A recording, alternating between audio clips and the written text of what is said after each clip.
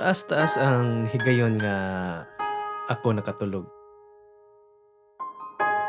Hangtod niabot kining takta nga adunay ikaw.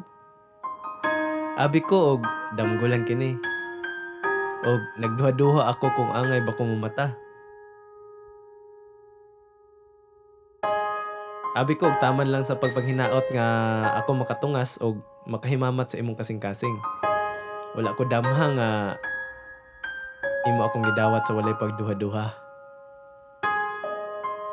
Bisan pa nga nagpakita ang mga bagang gabon,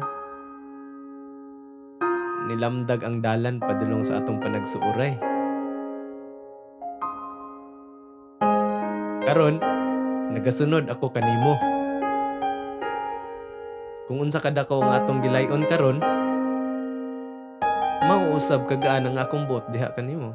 Og kahibulong ang higayon kini alang kanako kay sa huna-huna ko lang gipalambo ang panghitabo nga kita magkakuyog og magkasinabot. Damgo ba kini? Langga, nakadungog ko nga imo ka ng gilitok nga pulong. Og dali-dali ko nga nipaduol. Sama sa usa ka makasasala nga nahilangit ang akong pamati. Ag sa dihang ikaw unang nilingi kanako.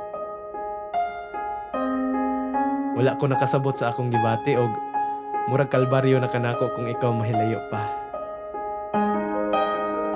Dakong pasalamat nako sa labang makagagahom nga ikaw akong nakaplagan og ako gipabati nimo sa kalipay nga wala ko gayud na pangandaman. Usa ka kadakong sorpresa og bendisyon gikan sa kalangitan nga angay pagaampingan dili lamang sa damgo kundi hangtod sa akong pagmata. Salamat sa pag-ambat nining uyamot nga kasing-kasing. Ako magpabiling imo.